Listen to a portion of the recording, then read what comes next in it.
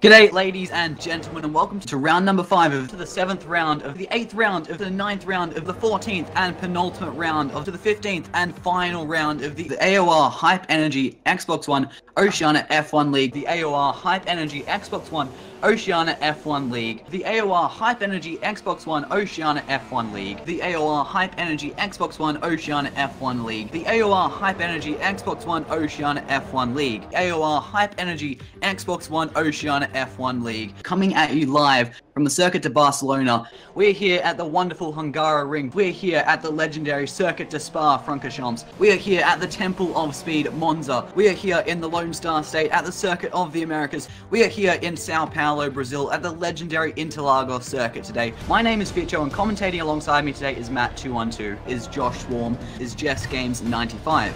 As here we go, building up to the 5 red lights. The cars are on the grid. Mercedes, front row lockout. We've got 5 red lights. Here we go. We're on the grid. We've got 2 lights, 3 lights, 4 lights, 5 lights ahead of the drivers. We're on the grid. Mercedes, front row lockout. 4 lights, 5 lights. Here we go. We're heading to the grid for today's United States Grand Prix. We have 3 lights, 4 lights, 5 lights. Here we go.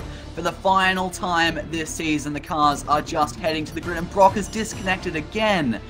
Oh, Brock will not be doing any stuff for him. So unlucky for him, but nonetheless the cars are on the grid. We have 4 lights, 5 lights, and it's lights out and away we go. And it's lights out and away we go. And it's lights out and away we go. And it's lights out and away we go. And it's lights out and away we go. And it's lights out and away we go. This Spanish Grand Prix in torrential conditions. It looks like it's a fairly even start off the front row of the grid. We've got a Force India in the cross. There's a Ferrari. Oh, massive pileup. Down the order there, that's a huge crash.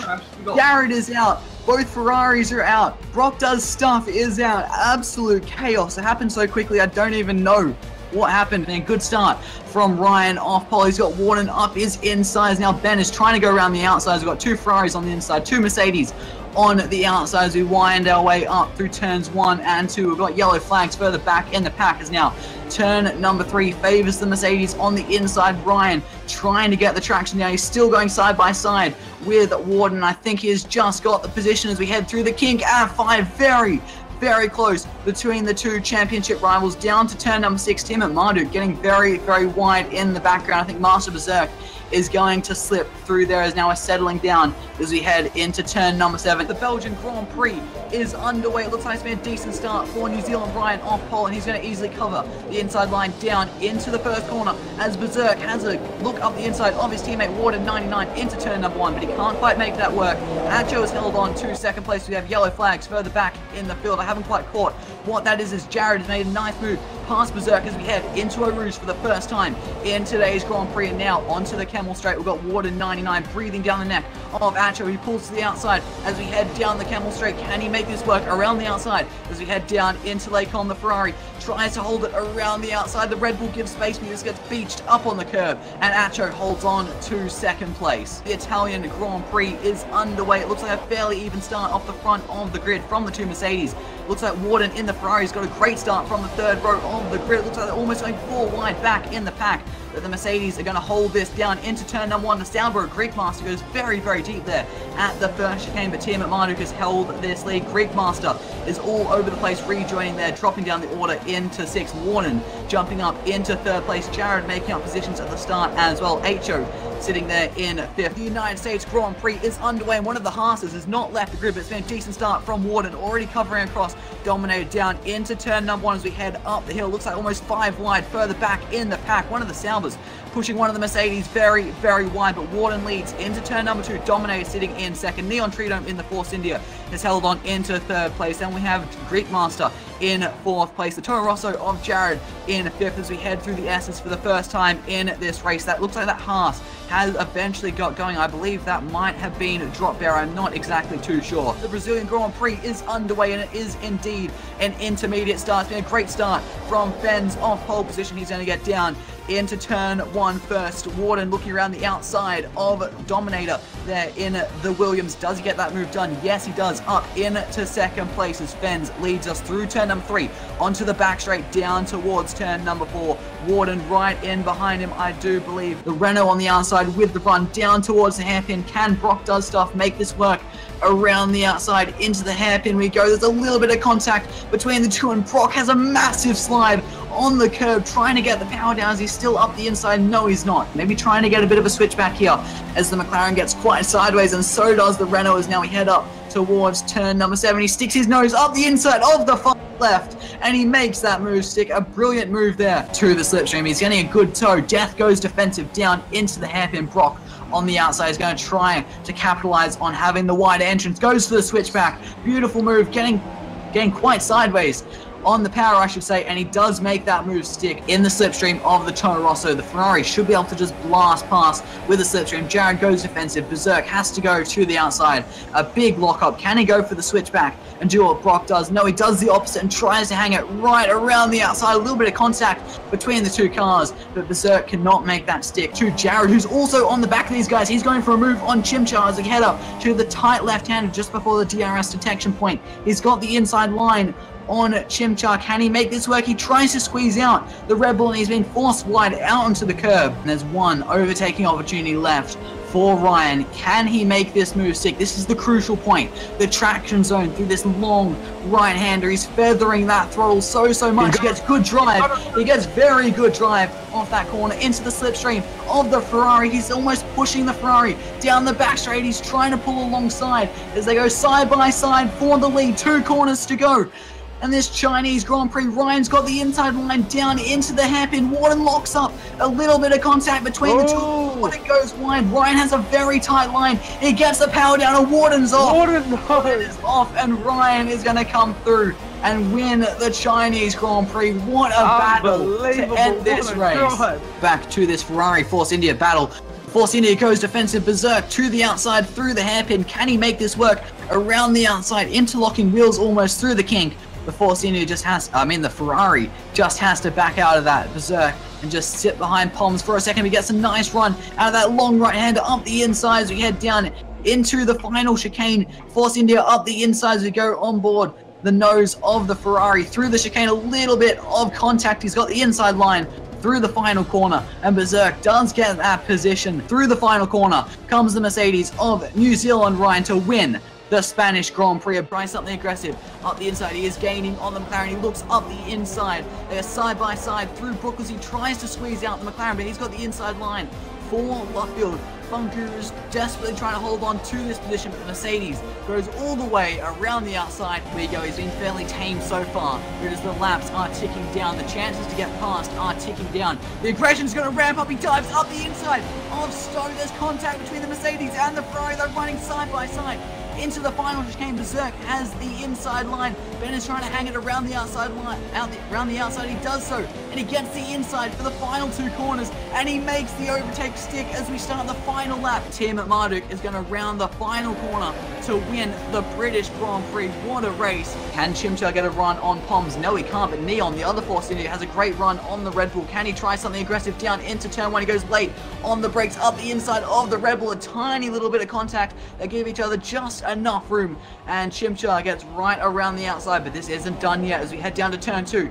Neon dives back up to the inside and pushes Chimchar very wide. A late aggressive move, and Neon just gets out of the throttle now, and he's a bit in the wrong there. Going to the outside of Quicksilver as we head into turn number 2, but the Red Bull can't quite make that move stick around the outside, but he sends it up the inside. Turn 3, a very aggressive move from the Red Bull as a little bit of contact coming into the pit lane and knocked off his left front as he clipped a tyre barrier there in the pit lane just before the pit lane line. So very interesting incident there for Quicksilver, and that is his day done as he's driving down the pit lane now. He's driving down the pit lane, yeah, with 3 wheels on his wagon and having a pit stop. This is fantastic. Around the final corner, he comes nice and controlled across the inside of the track, and Warden 99 has won today's Hungarian Grand Prix. Jared has just been disqualified from the session. Controversy. Jared and Warden, is he going to try that same move at Puan? No, he is not, but Warden gets very wide, in fact runs it off the track, and Jared pounces as we head onto the back straight as we head up towards Blanchimont now. Brock Does Stuff down the inside. Brock Does Stuff is coming up the inside as we head up towards Blanchimont, so close between the two drivers. Squeeze. Oh, and Chimchar has gone a little bit wide, and Brock Does Stuff has made that move work up the inside of Bonchimon, out of the pit lane. Warden goes to the outside, down the Camel Straight. Can the Ferrari get this move done? On the Red Bull, down into Lake Com. The Red Bull is very late on the brakes, a little bit of contact between the two. They give each other space.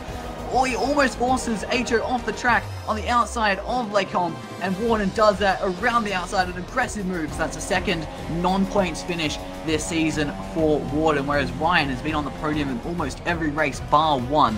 So things just aren't going Warden's way, and he's gonna need a lot of luck to do anything in today's Grand Prix. As Jetson spun out and Quicksilver's collected him just as I jump on board. There's been a huge crash as we head up towards Bonchimont in the slipstream of the Toro Rosso. Surely he's going to lick the stamp and send it into the bus stop chicane. He's going to look to the inside. Jared tries to defend. He tries to go around the outside of the bus stop chicane. Can he get it up the inside into the final bit? Yes, there's a little bit of contact between the two. It's side by side. A drag race to the line. Who's going to get it? I think Jared just holds on to that.